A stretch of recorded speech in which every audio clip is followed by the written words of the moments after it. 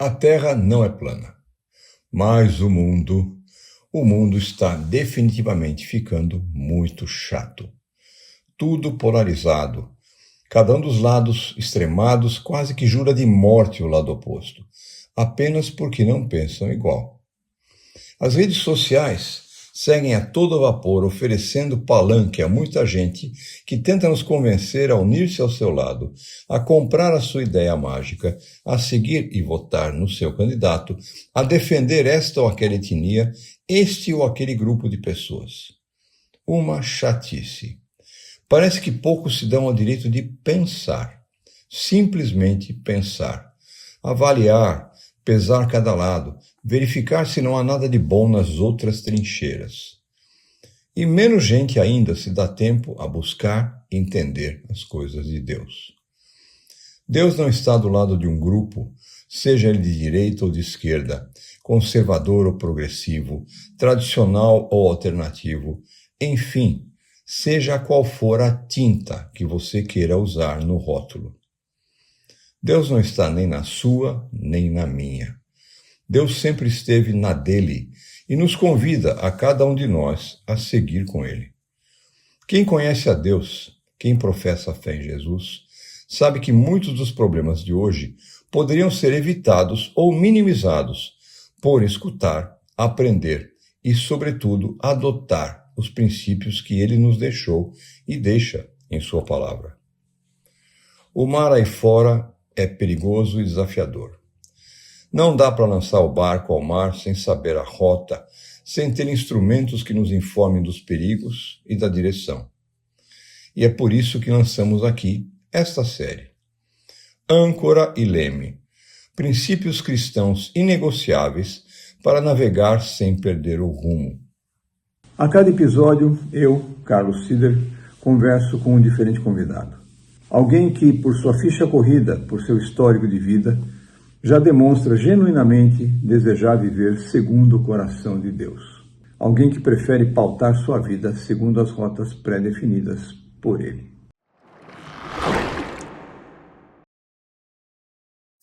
Hoje a conversa é com André Gava, pastor da Comunidade Batista de Moema, em São Paulo, meu amigo pessoal e meu pastor. Desde jovem tinha o desejo de servir a Deus como pastor, mas questões econômicas, familiares e profissionais o levaram a se formar em desenho industrial e design. E começou sua carreira profissional nesta área, primeiro como empregado, depois como proprietário de uma agência. Mais tarde, já casado com Elaine e no meio da vida profissional, foi levado a se dedicar cada vez mais ao ministério, como ele mesmo vai nos contar. Mas, acima de tudo, seu coração, sempre disposto a servir a Deus da melhor forma, e o seu amor à palavra o levaram a se dedicar à vida acadêmica e, como pastor comunitário, é um excelente mestre e expositor da Bíblia, que, afinal das contas, é o melhor painel de instrumentos disponível para navegar sem perder o rumo.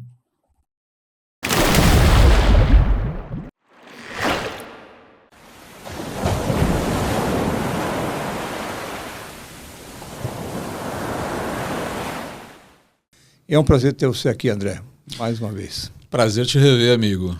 Muito bom te ver, muito bom estar aqui também. Obrigado pelo convite. Âncora e leme, princípios cristãos inegociáveis para navegar sem perder o rumo. Nesse mundo polarizado que a gente está vivendo hoje, ainda mais no Brasil do ano de eleição, onde quem não pensa como eu é meu inimigo, merece a morte. Em ano de eleição as coisas se acirram, as coisas ficam mais fortes. Qual é o princípio básico cristão inegociável? O temor do Senhor é o princípio é a chave da sabedoria. Se você quer ter sabedoria para navegar, leve Deus a sério. Mas no fim das contas, justamente nós, porque nem sempre nós levamos Deus a sério em todos os aspectos da nossa vida, nós nos enveredamos por dissensões, partidarismos e tudo. E é sobre isso que a gente quer falar um pouco aqui. Mas antes de falar um pouco sobre tudo isso e a tua experiência nessa linha, conta para nós um pouco. Hoje você está dedicado full time a ser pastor de uma comunidade evangélica. Full time pastor. Mas você nasceu empresário, designer. Não nasci empresário. Você nasceu gente, né? Normal. Mas sim, fui empregado, trabalhei com carteira assinada, fui freelancer, depois de terminar a graduação em desenho industrial, trabalhei em várias empresas, primeiro no mercado publicitário, depois migrei para a área de tecnologia.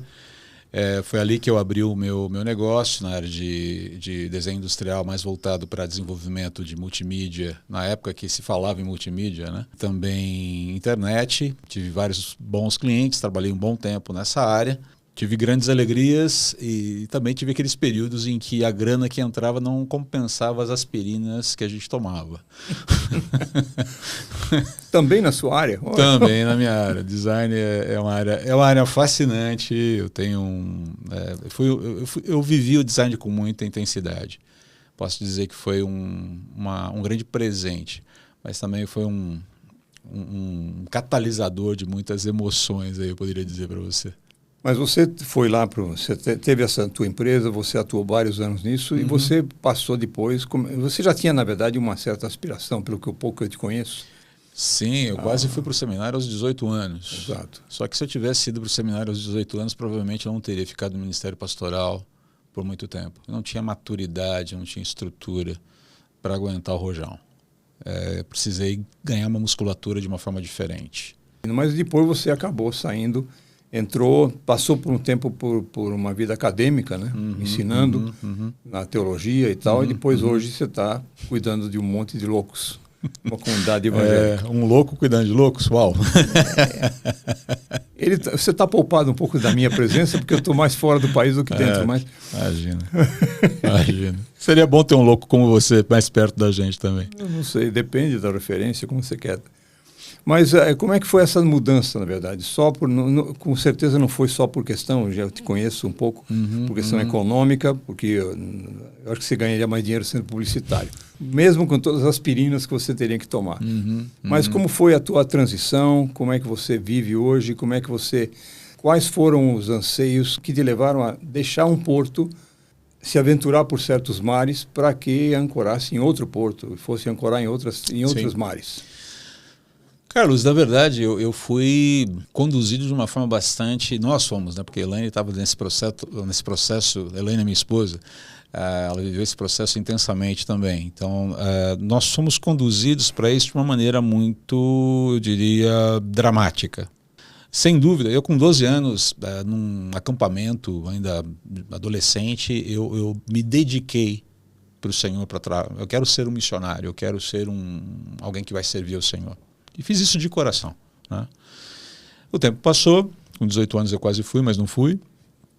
A vida seguiu, fiz a faculdade, comecei a trabalhar, vida normal, como todo mundo. A carreira estava crescendo, mas eu cometi um grande erro na minha vida. Eu amava o que fazia, e fazia com paixão. Mas o meu grande alvo no meu ministério, no meu sacerdócio profissional, foi fazer grande o meu próprio nome. Esse é um fato, eu reconheço isso, eu errei nisso. E eu creio que essa foi o grande erro que me levou a um esgotamento tal que, somado às dificuldades econômicas, né, a história é longa, fizeram com que eu tivesse que dialogar com Deus sobre o meu chamado. Falei, olha, você teve sucesso, você conseguiu um relativo sucesso na sua vida profissional, você ganhou dinheiro, mas o projeto não era esse. E mesmo trabalhando como designer, você derivou para uma visão de construção de carreira que está consumindo você, está consumindo a tua alma. Curiosamente, eu vinha trabalhando com a Elaine muito intensamente no cuidado dos jovens da nossa igreja. A gente estava cada vez mais envolvido com ministérios dentro da igreja. Mas o que diz respeito à carreira, quero fazer grande meu próprio nome, quero ganhar grana, quero ter sucesso, aquela visão bastante meritocrática de carreira, né? Uma coisa muito voltada para mim, a minha satisfação, o meu engrandecimento. Isso foi esse processo foi bastante denso, foi muito difícil, porque a minha realidade como profissional não é que ela foi retirada de mim. Eu cheguei a um ponto de esgotamento, em que eu sentava na frente do computador e não conseguia mais produzir. E eu amava fazer aquilo. Então toda essa crise ela veio e ela deu esse espaço para reflexão. E foi nesse momento que eu já não tinha mais condições de continuar. Eu tive aquilo que poderiam dizer hoje, um burnout fortíssimo. E foi naquele momento em que eu fali. Né? Fali não só na questão. Fiquei 9 meses, para você ter uma ideia, sem fechar um contrato, né? Só colocando dinheiro em cima. E tudo isso foi esgotando. Né? A história é longa, quero resumir aqui. Mas o que aconteceu foi que naquele momento em que a gente estava bastante esgotado com o trabalho, com o negócio, por conta de tudo isso, a vida no serviço cristão estava de vento em popa. Né? E foi o momento que Deus usou para, olha, é isso. Você está entendendo o ponto? Não é viver para se servir, para ser servido. O projeto não é sobre você, o projeto é sobre mim. E o projeto é sobre mim numa outra área. Você teve a sua experiência, você viveu, isso vai ser útil, e foi muito útil no próprio ministério, ainda é, mas o projeto é outro. Então está na hora da gente fazer uma mudança aqui.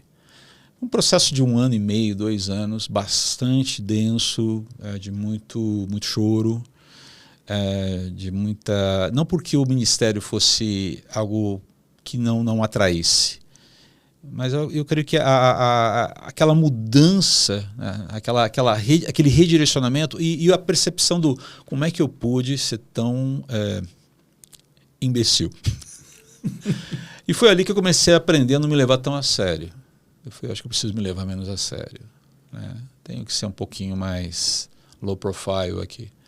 Então foi um aprendizado muito grande, foi um quebrantamento que Deus promoveu na minha vida. Porque sem esse quebrantamento, sem essa desconstrução de uma ilusão sobre mim, sobre quem eu era, sobre o que de fato é ser alguém útil para Deus nesse mundo, eu não estaria pronto para cumprir o meu propósito, o meu chamado ministerial. É aí que eu digo para você, tivesse eu ido para o ministério, entrado no seminário aos 18 anos, eu não teria resistido muito tempo no ministério. Eu proporia isso, eu queria explorar isso contigo, porque pelo andar da carruagem, a gente vê que muita gente hoje, tem muitas pessoas que acabaram indo para a carreira da fé, assim chamada pelos homens, para a carreira de se dedicar ao ministério em tempo integral, quando estão no início da vida. Isso é genuíno em muitos casos, mas leva a uma certa imagem que se tem no mercado, que se tem no meio, de que o pessoal, os profissionais da fé, pastores, religiosos em geral, vivem numa espécie de universo paralelo, no reino maravilhoso da Pastorlândia, como a gente já teve outras conversas, e esquece que a vida real se faz de segunda a sexta, muitas vezes, não só no domingo ou no fim de semana, onde tem um cara que abre a Bíblia para ensinar coisas, mas ele nunca viveu, nunca bateu uma bucha, a gente fala falando, nunca lutou por um contrato, nunca bateu, nunca tentou convencer um cliente a fechar com ele. Então, você teve essas duas experiências. Eu acho que isso enriquece muito o teu ministério. Eu posso falar isso por acompanhar um pouco mais vocês. Como é que você vê isso e como é que você eventualmente defende a tua raça hoje de pastores quando diz que vocês vivem num mundo paralelo da fé? Primeiro, eu acho que essa é uma crítica válida. Ainda que ela venha... É óbvio, nós não podemos incorrer em generalizações aqui, tá? Mas ela é uma crítica válida. E não é uma crítica nova. Também, na verdade, eu me lembro de 20 ou 30 anos atrás, alguns amigos, colegas, amigos de igreja, né, que comentavam isso. Puxa, eu acho que o pastor tal, ou às vezes até o próprio pastor, assim, ele é um cara querido, uma pessoa muito, muito de Deus e tal, mas falta-lhe a noção do que é trabalhar com um patrão, ter uma carteira assinada, ter que apresentar resultados, ter que ser cobrado por isso, ter que bater cartão ali segunda a sexta, enfim, aquela coisa toda, né? Eu creio que essa crítica, ela tem um certo sentido, sim. Porque o ministério pastoral, ele é uma coisa muito diferente, né? Você não tem uma vigilância sobre você, por assim dizer. Ainda mais se você é o pastor sênior e tal, você Você deve responder uma liderança, é claro. O ideal é que haja prestação de contas, é necessário que haja prestação de contas, mas na maior parte do tempo, os pastores eles estão isolados no seu ambiente, eles não prestam contas para ninguém, eles não dão satisfações do que eles fazem, do seu tempo, da forma como organizam suas vidas. A boa parte dos pastores sofre com vários problemas financeiros. Então você tem um mundo que acaba sendo muito... É uma bolha criada em torno do pastor e até da família do pastor, e isso não é saudável, né? Mas some-se a isso a visão que se tem sobre o ministério hoje em dia, né? Essa ideia de ministérios relevantes, de ministérios em que as pessoas querem falar para as massas, em que você quer fazer um trabalho de impacto na sociedade. Gente querendo fazer seu nome grande. Exatamente. Na verdade é isso. É uma armadilha. Então, nada como você ter que... Eu gosto muito de lembrar do Jordan Peterson, né? Você quer revolucionar o mundo, primeiro aprenda a arrumar sua cama. E eu creio que isso vale para o ministério. Eu falei, peraí, o que você quer fazer? De que maneira você quer revolucionar o mundo através do Evangelho? Primeiro, entenda o Evangelho. Entenda o Evangelho que você está pregando. Segundo, faça isso a partir do seu contexto. E lembre-se, você não é indispensável. Eu não sou indispensável. Ninguém é indispensável. Ninguém precisa estar lá para a coisa acontecer. A ideia de ter responsabilidade, ter que pagar um boleto na vida, né? Ter que prestar contas para alguém, ter que ouvir outras vozes, entender que as coisas não são exatamente do seu jeito, não vão funcionar sempre do jeito que você quer. Aprender a lidar com a frustração, aprender a lidar com o não é necessário. E o trabalho, o enfrentamento das dificuldades do dia a dia, lidar, ter que sair, abrir um cliente, vender um projeto, fechar um contrato, lutar para chegar no valor que você quer, aquela coisa toda, aprender a argumentar, aprender a lidar com as frustrações, aprender a lidar com um cliente chato, e sempre tem um cliente chato, aprender a lidar com os nãos da vida, os reveses da vida, as crises da vida, né? Eu lembro dos impostos trimestrais que a gente tinha que pagar, que levavam boa parte do nosso lucro embora, e a gente ficava contando às vezes os centavos em casa. Essas situações, elas nos ensinam. Então, lidar com as dificuldades do dia a dia, elas nos ensinam, sobretudo, a sermos mais permeáveis e sensíveis com as necessidades e lutas do próprio rebanho. Quanto mais eu me identifico com as lutas do rebanho, mais efetivamente eu consigo pastoreá-lo bem. Então, é nesse sentido que eu creio... ter passado pela experiência que eu passei trouxe uma maturidade maior para poder atuar dentro do ministério. Com 18 anos de idade, eu estou falando por mim, eu não posso falar por outros, né? Mas quando eu olho o André de 18 anos de idade, se eu saísse com 22, 23 anos de idade num seminário, com a cabeça cheia de teologia, mas sem essa percepção das dificuldades da vida, eu chegaria e acabaria rapidamente com a saúde de uma igreja. Despejaria 1 quilo de boa teologia, ou vários quilos de boa teologia, provavelmente, e massacraria todo mundo. Eu tenho que lutar para não fazer isso hoje, com 58 anos de idade, tendo passado por tudo que já passei. Então, a vivência da experiência do dia a dia, que não só tem que pagar as contas, mas tem que lidar com a dificuldade do trabalho, né, com a entrega, com o uso do tempo, isso ajuda a gente a virar gente grande e andar na mesma frequência que as pessoas que não estão no ministério andam. Eu creio que muitas críticas que se faz, ou que são feitas aos ministros atuais, elas são, se não legítimas, elas apontam pelo menos para áreas que necessitam de atenção. O que você faz com o seu tempo? O que você faz na sua vida privada? Você tem áreas ocultas na sua vida? Eu lembro aqui do Ravi Zacarias, né, que para mim era um referencial na área da apologética e filosofia cristã. Né? Faleceu acho que há 3 anos atrás, eu não me lembro agora o ano, acho que foi 2023 ou 2022. O Ravi Zacarias, ele era um cara que eu admirava numa dimensão imensa. Faleceu, um cara brilhante na argumentação teológica, brilhante na apologética. 2 anos, pouco depois da morte dele, começaram a surgir os boatos de má conduta sexual.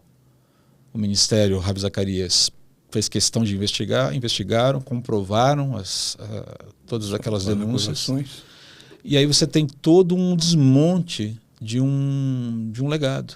Por quê? Porque a vida particular era vivida de uma maneira blindada e refratária à presença de qualquer outra pessoa.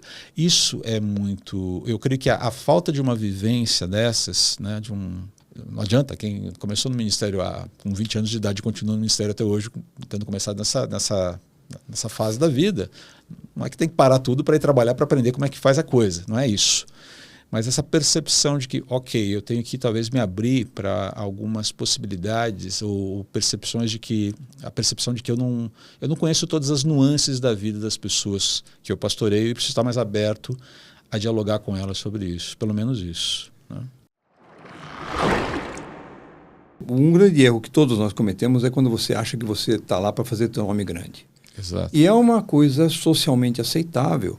Você trabalha, você luta para dar uma melhor vida para tua família, enfim, uma série de coisas que não são necessariamente ruins, não são más. Uhum. Mas você precisa ter uma visão um pouco mais realista da coisa. E via de regra, quando você conhece a Deus, Deus acaba tendo um momento e fala assim, deixa eu chamar aquele rapazinho aqui, porque... Conversa ao pé do ouvido. Exatamente. Ele conversa ao pé do ouvido e te chama. Lembra? Tá vendo? Olha, não é assim, não é assado. E quanto mais sensíveis a esse chamado nós somos, mais felizes seremos. Isso acontece com pastores, acontece com líderes dos mais diversos momentos, acontece com políticos, acontece com executivos, acontece com todo mundo. Uhum. Porque você chega a uma certa hora em que você acorda. Se você não percebe, o mundo percebe e te enxota. Exatamente. Você é expurgado do sistema, porque de alguma forma. Você passa a ser uma pessoa quase que insuportável.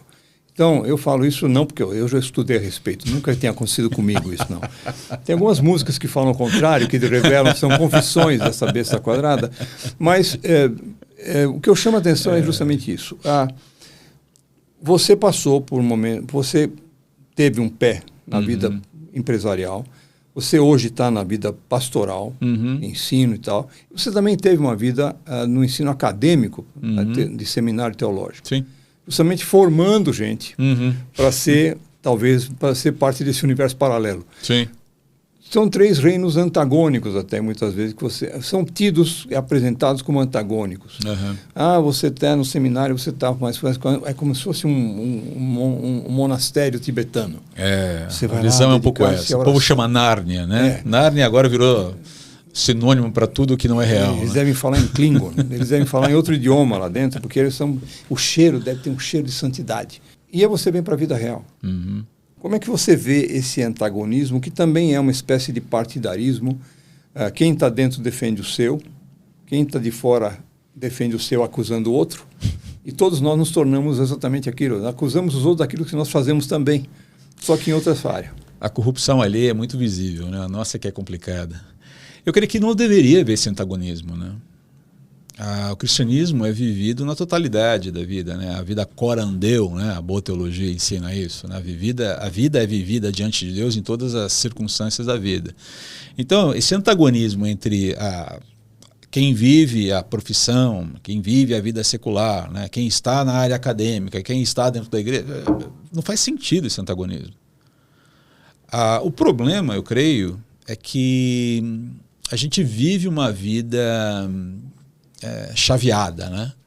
Por alguma razão, os cristãos, especialmente os cristãos modernos, eles ainda não se despertaram, não foram despertados para a necessidade de entender que a vida como um todo tem que ser vivida diante de Deus. Eu creio que dentro do seminário, dentro de uma academia teológica, isso pode acontecer também. Eu lembro de um professor que falava que o melhor lugar para você se esconder de Deus é dentro de um seminário. E é verdade, porque você estuda, você conhece, mas se você não é transformado... Puxa o cobertor da teologia. Você se dedica à ortodoxia, né, à crença correta, à doutrina correta, mas aquilo não te transforma, não existe aquilo que nós chamamos, né, de ortopraxia, a prática correta, e a prática e a ortodoxia e a prática correta não mexem nos afetos da sua vida, não transformam os seus afetos. Então, essas três irmãzinhas siamesas, ortodoxia, ortopraxia e ortopatia, elas não andam juntas. Então, a questão toda é que dentro da academia lida-se com o quê? Ortodoxia. É o lugar para a ortodoxia. Na vida secular, quando muito, ortopraxia ou ortopatia, dependendo do que dá ênfase. E na igreja é isso também. O que se fala muito hoje dentro da igreja? O que se vende muito? Qual é o evangelho que se vende? Que Deus é amor. Né? Se fala muito do amor de Deus.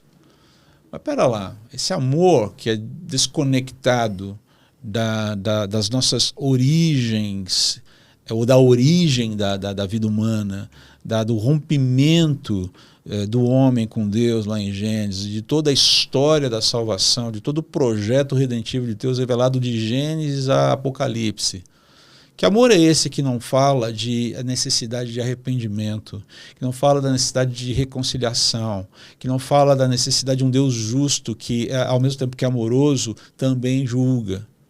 Então, perceba que, dependendo do apetite do cidadão, o que ele faz é quebrar essas três irmãs siamesas e encaixá-las em cada uma dessas áreas. O crer correto, o agir correto em função do crer correto, em função da transformação da verdadeira crença e os afetos e motivações corrigidos pelo que se crê e pelo que se vive, são separados como se isso fosse possível. Não é. Né? Então é um antagonismo louco esse. É um antagonismo, na verdade é uma esquizofrenia. Se eu sou antes de mais nada, antes de ser pastor, eu sou homem, eu sou cidadão, eu sou marido, eu sou pagador de impostos, eu sou eleitor. Antes ou junto, eu não sei. Mas o fato é que eu não sou pastor domingo pela manhã. Eu não sou apenas um pregador, um expositor da palavra. Eu estou olhando para aquilo, falei, no domingo pela manhã eu quero fazer uma pequena síntese de algo que eu já estou vivendo. E não, ou algo que eu estou procurando colocar na pauta da minha vida. Então, esse antagonismo, se ele existe, na verdade, não é se ele existe, mas isso só revela essa problematização da vida cristã atual, da quebra, da setorização da vida. E a questão do mérito, né? A gente vive numa sociedade meritocrática. E eu entendo a necessidade do mérito dentro de uma realidade que você precisa entregar alguma coisa para poder receber o seu ganha-pão. Mas, ao mesmo tempo, é necessário conjugar esse movimento de meritocracia com quando eu digo conjugar, a gente tem que conversar, a gente tem que trabalhar com essa ideia de na vida com Deus, o mérito é somente de Deus. Perguntei recentemente para um amigo que tem um filho que é esportista e performance. Eu falei, como é que você tem trabalhado o conceito de graça na vida do teu filho? Porque a tua agenda que você está montando para ele é uma agenda em que tudo depende do esforço dele. Como é que ele está entendendo a graça de Deus na vida dele? Uma conversa interessante, né? E às vezes as pessoas não se ligam, que estão criando um paradigma que pode ser fatal para a própria fé ou a fé dos filhos ali na frente. Né? Eu acho que a jornada que todos nós vivemos é aquela história. Acordamos de manhã e desejamos que o dia seja um sucesso. Não interessa todo mundo quer isso. E pouco interessa qual a sua profissão, a quem você se dedica. Você Exatamente. sai de casa de manhã, ou você fica em casa de manhã se você trabalha em casa, mas você sai, levanta da cama e fala, hoje eu quero vencer, hoje eu quero melhorar, hoje eu quero fazer certo, hoje eu quero ser isso, eu quero ser aquilo, eu quero ser melhor marido, quero ser melhor pai, quero ser melhor profissional, enfim. Mas todos nós, a Bíblia, na verdade, começa Provérbios de Salomão, gasta 3 ou 4 capítulos para dizer assim, amigo, você quer sabedoria? A sabedoria que abre os teus olhos, a sabedoria que vai dizer para você por onde andar, a sabedoria é onde você... Agarre-se a ela, busque a sabedoria como se tivesse uma terra sedenta por água. Mas o fato é que a gente esquece disso. E ele fica dizendo, sabe onde está a sabedoria? leva Deus a sério. Exatamente. O temor dele é o princípio, a chave da sabedoria. Agora, nós vivemos a nossa vida, parece que quando dá 9h30, 10 da manhã, aquele desejo ficou lá em casa. Ficou o último gosto do café da manhã. Ficou na cama dormindo, né? Então, você deixou em casa, ou deixou esquecendo no porta-mala do carro, ou ficou no painel, e você entrou para o escritório e as coisas do dia a dia, gritaria, telefonema, WhatsApp, te levaram a ser aquele velho animalzinho que você sempre foi. E aquele animal que quer vencer, que quer fazer seu nome grande, e quer fazer com e nem que pouco importa se para isso tem que pisar em alguma outra pessoa. Nessa jornada toda, todos nós defendemos com unhas, dentes e tudo quanto que tem direito os nossos ideais, as nossas opiniões. Sim. E eu quero migrar para um lado mais dinamitado, um pouco hoje em dia, minado, que é o seguinte: estamos em ano de eleição, Rapaz, 2026. Meu pai. E as últimas eleições já foram um exemplo claro, inclusive nas comunidades cristãs, onde o partidarismo é muito claro, muito forte. E hoje em dia, se você quer acabar com o Natal de qualquer família, pergunte aos seus filhos em quem eles votaram. Não, eu já aprendi a não perguntar. Agora, você quer ter razão ou quer ser feliz, né? Mais ou menos essa ideia. Então, isso também acontece em qualquer lugar. Nas empresas também acontece isso. E vivemos hoje uma polarização, até porque a internet, as redes sociais nos levam a isso. Aquela história, se eu sou simpatizante à linha tal, quem não pensa como eu deve morrer. Deve perder seu espaço, deve se calar. Como você, como pastor de uma comunidade cristã, lida com isso e como você convida os seus bodes polarizados a busca da verdadeira sabedoria. Eu estou quase para desenvolver a teologia Rock Balboa, não sabe bater, mas sabe apanhar. Eu creio que o que 2022 ensinou para a gente, para mim pelo menos, ensinou não, trouxe à tona, né? Eu fiquei bastante assustado com o que aconteceu em 2022, porque eu apanhei muito dos dois lados. Fui cancelado sem dó nem piedade, né? E o que ficou evidente para mim ali foi o que é que está regulando essas atitudes, né? Pera lá, se o evangelho nos une, vamos lembrar lá de Paulo, né? É interessante porque toda essa situação das eleições em 22 e o potencial de divisão novamente agora em 26, me lembra um pouco a bronca que Paulo dá na igreja de Corinto sobre as divisões internas da igreja. Ele falou, olha, Cristo não está dividido. Por que essas facções entre vocês? E vamos lembrar que as facções ali eram por questões de preferência. Eu prefiro o cara que tem uma boa oratória, a turma de Apolo. A turma de Pedro era a turma provavelmente do poder, né? A turma do espírito, né? A turma de Paulo era a turma da teologia. E a turma de Jesus é a turma mais espiritualizada da igreja, que alguns teólogos dizem deveria ser a pior turma da igreja, né? Mas enfim, conjecturas à parte, se você parar para pensar o que aconteceu na polarização política, é algo semelhante, só que extrapolando para um assunto, digamos, periférico à vida da igreja. Periférico ao viver comunidade de fé. Foi assustador porque mostrou claramente uma ordem de prioridades no pensar aí. É a palavra de Deus que regula a minha visão de mundo ou é uma ideologia de mundo que regula a minha visão da palavra de Deus? Porque no primeiro momento, eu falei, para lá, gente, nós somos chamados a trabalharmos pela unidade do corpo de Cristo.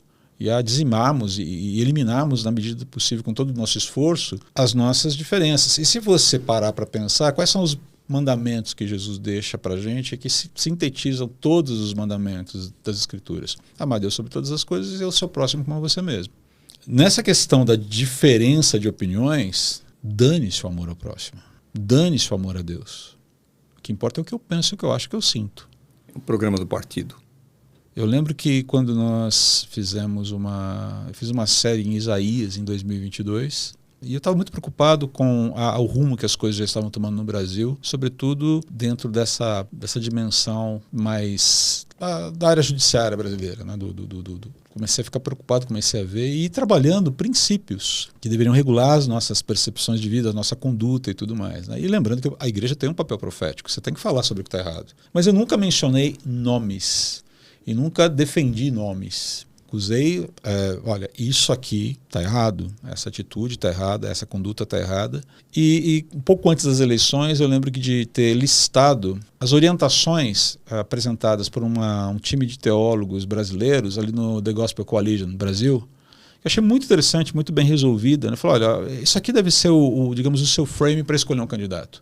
Não tinha nenhuma indicação de candidato A, B, se deveria ser de um espectro ou outro da política. Mas estava lá, né? Algo que refletia os princípios bíblicos. Terminou o culto, rapaz, começou a chover mensagem no meu WhatsApp de críticas, porque você está enviesado, você está falando em prol do candidato X. Então, e outros criticando, então, quem deveria ser mencionado por você no culto é o candidato B. Dos dois lados, apanhei dos dois lados ali. Depois, eu falei, uau, o que está acontecendo? Bom, onde eu quero chegar com tudo isso? O meu trabalho hoje, e eu sei que tem havido uma preocupação muito grande dos pastores em relação ao que vai acontecer, que a gente vive um repeteco de 2022, e eu creio que em alguma medida viveremos. O que nós precisamos continuar a fazer, a despeito das pauladas que levemos, é fazer aquilo que Paulo recomenda a Timóteo na sua segunda carta, capítulo 4, versículos 1 a 5. Prega a palavra. E aguenta o tranco. Por quê? As pessoas vão buscar para si mestres que falarão aquilo que elas desejam ouvir, inclusive nessa seara política. Eu não creio que isso vai mudar. Eu não sou otimista, eu sou bem honesto para você. Não creio que haja uma solução fácil para isso. Quer dizer, a solução é simples. Evangelho, viva o Evangelho. O caminho é esse. Mas a questão é que o Evangelho, novamente, crença certa, mudando as minhas atitudes, mudando os meus afetos. Roger Olson, um livro chamado História das Controvérsias Cristãs, uma coisa assim, um livro muito interessante do Roger Olson. Ele fala que nós precisamos entender que a fé cristã ela dialoga com dogma, doutrina e opinião. O dogma é aquilo que é revelado na palavra e é inegociável. Não tem o que discutir sobre isso aqui. A doutrina, de certa forma, é o arranjo, é a sistematização daquilo que foi revelado em tópicos, em assuntos, e ele pode ter uma vertente mais aqui, uma vertente mais ali. Por exemplo, se você for conversar com um batista, ele vai falar para você com todas as letras que o batismo que vale é o batismo por imersão. Por quê? É uma questão doutrinária. E no terceiro ponto, na terceira esfera, você tem ali a opinião. Todo mundo teologiza, todo mundo faz teologia. O que regula o quê? E qual é a ordem? Dogma é o fundamento, é o alicerce. A doutrina, que já foi pensada, as confissões de fé, as profissões de fé, você tem uma história da teologia aí que é colocada, né? E depois você formula a sua opinião. Tem uma ordem, né? Tem uma hierarquia aí. O que acontece hoje? Começa pela opinião. A opinião vale mais do que tudo. Não tem perigo de dar certo. E quando você tenta chamar as pessoas para dialogar a partir daquilo que a palavra de Deus está falando, veja bem, eu não estou falando para você, eu não estou querendo impor a minha opinião sobre a sua. Espera aí, mas você está entendendo que a sua opinião precisa de um frame que a regule? A reação muitas vezes é bastante intempestiva e não muito simpática. E invariavelmente acaba com um cancelamento. O que a gente tem que continuar fazendo é isso, né? A teologia rock balboa, né? Aprenda a apanhar e siga pregando a palavra. Sempre haverá aqueles que ouvirão, sempre haverá aqueles que serão transformados e que serão alcançados de tal forma a viverem essa vida diferenciada, que não parte para o clinch, que não parte para o sopapo, e que tenta, ok, vamos transcender esse problema aqui, vamos tentar pensar além dele, né? Existem hoje líderes e comunidades que dão suporte a qualquer opinião que você tenha, por mais maluca que seja. O combo espiritual está muito variado, né? Então eu vou procurar. A inteligência artificial até te ajuda a achar essas comunidades, se você não tiver paciência de procurar. Depois me lembro de te passar um fluxo de que religião você pode escolher, depende das suas preferências, inclusive se você gosta de carne de porco ou não. Olha só que interessante. E você acha, como a gente brincava no tempo que eu era gordo, você sempre acha um médico que vai receitar, vai dizer que você pode comer aquilo que você quer comer.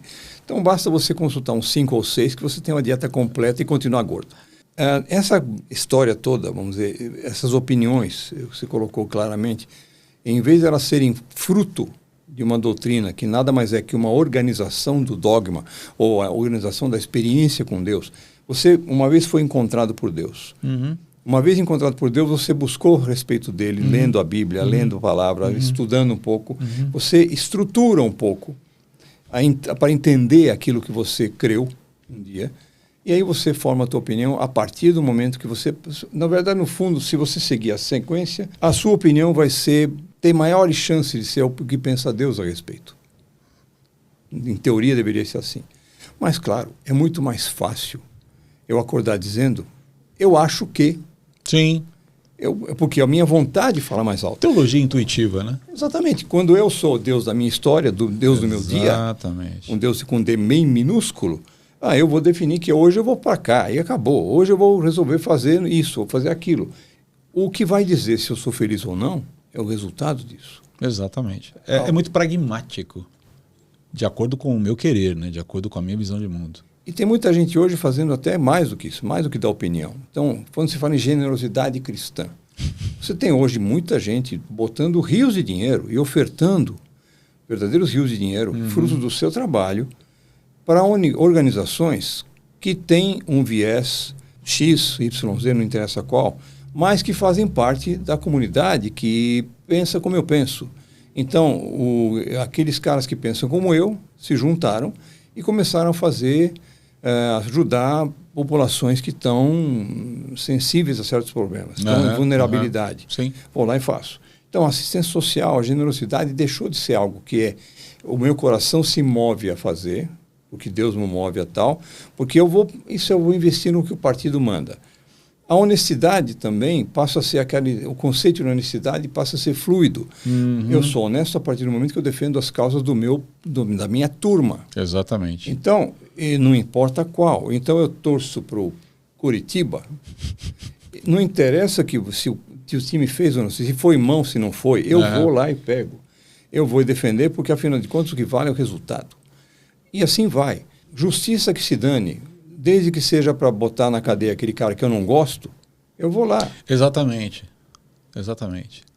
E a gente está vivendo um momento assim no Brasil, né? Não só no Brasil, acho que também tem países próximos ao nosso, o Peru, por exemplo, é um deles, onde o maior perigo de vida que você tem hoje é ser candidato a presidente. Você vai ser preso. Os últimos 20 anos mostram que todos foram. Então, por quê? Porque o novo rei se elegeu ou foi feito rei, morte ao velho rei. Viva o novo rei. E o povo todo fala, viva o novo rei. E eu calo a boca, porque aqui quem manda obedece quem tem juízo. E quer saber, eu vou me embora para Passárgada, porque eu tenho passaporte de Passárgada, por causa da minha avó, e eu vou viver lá, porque lá eu sou... amigo do rei. Mais amigo, pelo menos não sou inimigo do rei. No fundo, nós estamos repetindo o partidarismo. Sim. Repetindo isso tudo de uma forma ideologicamente coerente para a nossa própria satisfação. Ele está puxando a sardinha para o nosso lado.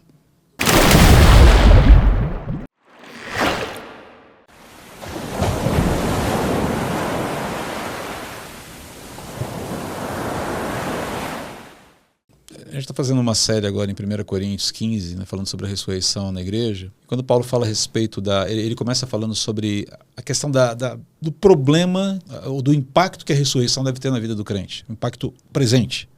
Né? Não só a esperança futura, a esperança escatológica, mas o impacto presente. Se Cristo venceu a morte, é isso que a Bíblia fala. E essa vitória foi real. Ela foi sacramentada na cruz, no sepultamento e na ressurreição. A morte é, por definição, preço da corrupção. E se a morte foi vencida, significa que a corrupção foi também vencida. Em linhas gerais, onde esse meu argumento chega, a vitória de Cristo na cruz me habilita a lutar contra a minha própria corrupção, seja ela qual for. Não significa que eu vou vencer 100% do tempo os meus ímpetos de corrupção. Onde eu quero chegar com isso aí? É muito fácil olhar a corrupção alheia, como eu falei há pouco. E eu sinto que está todo mundo horrorizado, por exemplo, com a corrupção que está sendo viscerada no país. Mas o ponto é, eu não quero perder, e com isso a gente faz esses movimentos mais, digamos, ideológicos, né? Com base naquilo que nós vemos, a gente está vendo, olha só, eu não disse que era assim, eu não disse que o sujeito, que o fulano agia de tal forma, está vendo como eu tinha razão, tenho ouvido isso direto. Eu quero dizer que o papel cristão é denunciar a corrupção, seja lá de onde for, seja lá qual for a fonte. O papel do cristão é denunciar a corrupção enquanto ele mesmo faz uma autocrítica, uma autoconfrontação da sua própria corrupção, sempre consultando a Deus no seu travesseiro. A dificuldade é, do que adianta eu ficar absolutamente indignado com a corrupção que está aí, mas na hora de passar a nota fiscal, na hora de prestar um serviço, tá? Olha, é o seguinte, você quer com nota ou sem nota, tá? Para tentar ganhar um pouco mais com a sonegação. Você recebe, tudo bem, quase todo mundo paga a conta da padaria, da panificadora lá com cartão de débito ou crédito. Mas você vai lá e recebe o troco a mais da padaria. Você devolve o troco a mais ou você fica com ele ou embolsa? Sabe essas pequenas corrupções do dia a dia? A mentirinha branca que eu conto para poder sair bem da situação, para não ficar tão mal. Nós precisamos aprender a lidar com as pequenas corrupções do dia a dia. Quando eu me vejo distanciado da possibilidade da corrupção, eu fico mais suscetível a uma visão de mundo que não é a visão de mundo bíblica. E é esse o grande problema. É o outro que está errado. É o outro que tem que mudar. É o outro que precisa se arrepender. É o outro que tem que vir pedir perdão. É o outro que tem que fazer o voto de alguma coisa. É o outro que tem que... O problema é o outro. Amigo, isso está acontecendo nos gabinetes pastorais, quando você vai fazer aconselhamento de casais, aconselhamento de pais que não sabem o que fazer com os filhos, porque não querem mais andar com Deus. É o outro que. E não tem perigo de dar certo. Por quê? Se você não parte de um processo de autoconfrontação para entender tudo bem, eu não sou responsável, último, pela corrupção de Brasília. Né? E não adianta falar, eu não votei no fulano que lá está. Eu sou brasileiro, eu faço parte dessa realidade, eu estou vivendo isso aqui. Como é que o meu desconforto com o que está acontecendo lá é vivido, e como esse desconforto é vivido de tal forma que eu não me distancio da minha própria autoconfrontação, das pequenas maracutaias que eu faço no meu dia a dia. E quando eu falo maracutaia, eu estou usando uma palavra pesada aqui talvez, mas é aquilo que eu falei, comprar um produto todos falsificado. Temos os nossos desvios aceitáveis. Exato, a gente tem lá as nossas mentirinhas brancas, a gente tem lá o nível de tolerância, né, com determinados pecados ali, os pecadinhos intocáveis ali. Isso precisa ser combatido. É a primeira coisa a ser combatida, é a primeira corrupção, linha de corrupção a ser combatida. O verdadeiro evangelho, o viver verdadeiramente o evangelho, trabalha primeiro nessa instância. Não é que ele vai deixar de olhar para o que está acontecendo no mundo e não ficar indignado. Primeiro eu tenho que resolver aqui para depois... Não. Eu olho, eu me indigno, eu falo, mas eu não deixo que isso me engane sobre quem eu sou. No fundo, se fizer essa análise, nós todos vamos ver que a corrupção vive em nós, porque nós nascemos dentro dela. Eu não falo da corrupção política, estou falando da corrupção como ser humano. Então, nós somos falhos, a nossa tendência, nascemos em pecado. E assim vamos ficar. Nós precisamos da ajuda do envolvimento de Deus, da redenção de Deus sobre nós, para que nós possamos, inclusive, nos livrar dele. Exato. E isso me aproxima do meu irmão e não me afasta dele.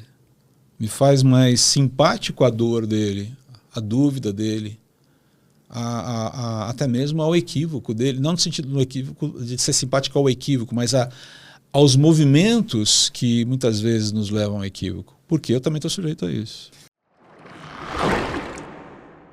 A igreja, o grupo dos cristãos, aqueles que deveriam ser sal do mundo, luz da terra, tornam-se insípidos, tornam-se pálidos. Por que o sal anda insípido? E por que o sal... Como fazer com que esse sal salgue? Eu creio que primeiro, por que o sal se torna insípido? É porque as pessoas não estão acostumadas mais a pensar nos fundamentos da sua fé, no que significa ser um cristão. Eu creio que esse é o grande ponto aqui. A gente está vivendo uma realidade em que as pessoas querem ter experiências com Deus, querem experimentar Deus. E nada errado nisso. Mas espera aí. Que experiência é essa? Para que ela serve? Qual a finalidade? Então, a experimentação de Deus, as sensações espirituais, as sensações que nos tiram da nossa normalidade de vida. Vamos lembrar que a igreja de Corinto estava assim, super surpreendida, né? Ela estava assim, interessadíssima, ela estava vivendo as manifestações espirituais, mas ela estava cheia de problema. Imperativa, espiritualmente imperativa, mas sem essência. Sabe, aquela vivência, aquele fervor, mas espera lá, gente, o básico está faltando aí. O básico está lá no capítulo 3, né? No 13, né? No capítulo 13. O ponto é esse, a gente está desconectado do porquê, da razão da nossa esperança. Então, eu creio que em grande medida esse problema ele ocorre porque o cristianismo atual tem sido meio existencialista mais do que qualquer outra coisa. O cristão atual está mais preocupado em experimentar espiritualidade do que viver um chamado. Então, qual é o caminho? O caminho continua sendo a educação, o ensino, o discipulado, o processo de pegar um a um. É o que a gente tem procurado fazer na nossa igreja, aos poucos implementar um processo de vamos caminhar juntos, vamos entender a natureza da nossa fé, vamos entender a natureza do nosso chamado, quem nós somos, por que fomos chamados, qual a finalidade, quem é Deus nessa história, a história é a respeito dele, não é meu respeito. É repassar o básico, é voltar para o básico. E repassar o básico e estabelecer os fundamentos. Lembrando que o resultado não sou eu que produzo, é o Espírito Santo de Deus. E é curioso até que ver que hoje as lideranças cristãs, de forma geral, ao invés de pregar a palavra, ao invés de voltar para os fundamentos, se preocupam em saber se a minha parede é preta, se o meu show vai ser legal, se o louvor vai ter banda completa, se a nossa igreja tem uma boa programação para crianças, para adolescentes, para pré-adolescentes, para não sei quem, para não sei quanto, para velhos, para velhas, enfim. Você tem a tendência de ver lideranças, e inclusive muitas vezes os seminários têm formado pastores ou teólogos pensando nisso. E você vira o quê? São instituições que produzem um evento, um show teatral, um show musical. Para quê? Para chamar pessoas, porque elas vêm buscando a experiência do momento, ao friozinho na espinha. A ideia de é a experiência e mais, há um outro aspecto aí, aquela sensação de pertencimento, ele é distorcido. Ou esquecido até. Porque quando você está no meio de uma massa, né, fazendo aquele barulho, veja bem, eu ainda prefiro, fazendo aqui um parênteses, eu prefiro centenas de milhares de jovens dentro de um evento assim, do que centenas de milhares de jovens pulando que nem uns loucos, sem saber o que estão fazendo, um carnaval, enchendo a cara, se drogando, você já sabe sei lá mais o quê. Mas o ponto todo é que o senso de pertencimento a uma comunidade de fé, ele fica diluído no meio do quê? Do barulho do evento, da grandiosidade do evento, dependendo muito de quem está falando, de quem está tocando, de quem está cantando. Coisa está muito, né? O cristianismo ele está sendo muito machucado, eu diria, atacado pelo personalismo, pela ideia, pelo imediatismo, pelo consumismo, pelo existencialismo. Você vai num culto pela manhã para prestar culto, na verdade. Claro, é sempre muito bom quando você sai de lá edificado. Mas a experiência cultual, a experiência cultica, ela diz respeito a prestar culto a alguém e não ser objeto desse culto, ou objeto dos benefícios desse culto, ainda que você o seja eventualmente. Essa é a grande dificuldade hoje. E muitas igrejas acabam caindo no equívoco. Uma das lutas que nós temos em Moema a nossa igreja, é justamente trabalhar os nossos eventos numa dimensão em que eles não tenham, em que nós não comuniquemos para a igreja uma finalidade em si mesma. Porque eventualmente daqui a pouco a roda começa a girar e se você não tomar cuidado, as pessoas estão fazendo aquilo e nem sabem exatamente por que mais. Só para viver o momento, muitas vezes. Isso é um problema. E você corre o risco de quando você começa a tentar ensinar, não é por aqui, eu tenho que estudar a palavra. Ai, que chato. Não, mas a gente já passa por isso hoje, Carlos. Abrir a Bíblia e pregar a Bíblia, invariavelmente você lida com reações meio... Pô, mas é muita chatice isso, né? Esse assunto é muito indigesto, né? Eu quero algo mais... que eleve mais a minha alma, que fale mais ao meu coração. Eu falei, uau, a gente lida com isso. Que conselho você daria, não para o líder de igreja, outro pastor, colega teu, mas que conselho você daria para um cara que está nos ouvindo aqui e está falando assim, eu entendo, aceito tudo isso, eu quero fazer diferença na minha comunidade, no lugar onde eu estou plantado. Que conselho você daria para esse cara diante desse mundo tão assim, ao lado dos juízes, né? Hoje em dia que eu falo assim, naquele tempo não havia rei em Israel, cada um fazia o que bem entendia, cada um se reinava de acordo com o que eu acho que. Então deu no que deu. Que conselho você daria para esse cristão, esse indivíduo? Seja forte e corajoso. Desculpe, a gente não temos receita de bolo aqui. Na verdade, nós temos um caminho. Eu creio que o que é necessário, conheça bem o Deus em quem você diz crer e a palavra revelada. Aquilo que você falou há pouco, à medida em que eu conheço e me relaciono mais com Deus, conheço a sua palavra, eu me aproximo mais do entendimento da sua vontade para a minha própria vida e os encaminhamentos dele para o meu viver. Isso já é a base que nós necessitamos. Eu preciso entender no que consiste a minha esperança. Preciso entender qual é a natureza do meu chamado, que eu não fui chamado para viver para mim. Eu fui chamado para cumprir um sacerdócio. Por que o design me esgotou no final? Por que o exercício do design, que era uma coisa que eu amava fazer, no final se tornou um peso para mim? Porque eu exerci mal aquele sacerdócio. E se tivesse sido diferente? Bom, plantação de Cs, né? Não sei. Mas eu creio que você é um executivo, você é um professor, você é um profissional da área de mídia, você é um designer, você é um arquiteto, você é um agricultor, você é um pedreiro, um lixeiro, um faxineiro. Não importa a sua atividade, aquilo é um sacerdócio. Veja aquilo como condição que Deus te deu para servi-lo.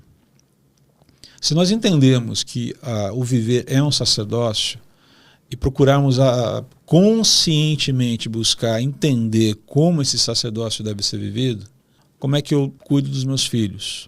Como é que eu educo os meus filhos? Que prioridades eu vou passar para os meus filhos? Qual é a ordem de prioridade que eu vou dar para eles na minha vida? Eles estão me olhando para mim. Eu sou aquele cara que vive para o trabalho, que vive para ganhar dinheiro. Os meus filhos vão entender que isso é a prioridade da vida. E não adianta falar para eles lá na frente, quando eles tiverem 18 anos, que eles devem amar Jesus, temer Jesus e priorizar Jesus nas suas vidas. Eles precisam ver isso na minha vida hoje. Qual é a minha esfera de influência? Onde eu estou? O que eu devo fazer? Eu não quero ganhar o mundo. Eu não preciso ganhar o mundo. Eu fui colocado numa determinada condição. Esse é o lugar onde Deus me colocou para agir. Eu não quero ser uma pessoa... Hoje, ao contrário do que eu fazia quando eu era designer, eu não pretendo ser conhecido. Eu acho muito engraçado quando alguém chega para falar, posso te seguir no Instagram? Eu falei, pode, eu não publico nada. Você vai ficar seguindo nada, mas ok, você quer seguir, fique à vontade. Né? Eu não tenho essa pretensão de ser conhecido. Eu não tenho essa pretensão de ser uma pessoa famosa. Já tive, já quis. Eu sei a armadilha que isso é. O que eu quero é ser fiel onde eu fui chamado, para executar bem o meu trabalho, o meu sacerdócio, onde eu fui chamado, na condição em que eu existo, na condição que Deus me deu de vida hoje. Até mesmo porque foi o que Deus mandou você fazer. Isso. Um minimalismo específico de ministério chamado. Exato. Então, busque entender quais são os ajustes que você tem que fazer nessa realidade onde você vive. Não é que você não possa sonhar, não deva ter projetos, não é isso. E lembre-se, o cristianismo é um chamado, se você olhar para a história da igreja, o cristianismo sempre foi uma condição, os cristãos sempre viveram numa condição de aperto. Essa ideia de querer viver um cristianismo low profile, sem problemas, sem dificuldades, sem oposição, eu não consigo ver isso na história.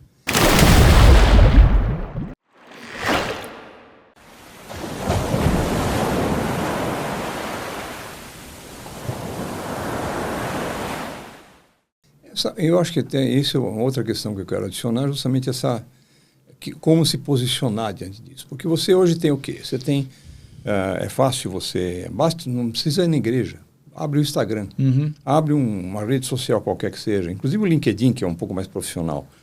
Você é convidado o tempo todo a ser da ala direita ou da esquerda, não importa. E se você não usa, se você vê coisas boas dos dois lados, coisas ruins dos dois lados, e busca uma posição intermediária, você automaticamente cai na definição de isentão.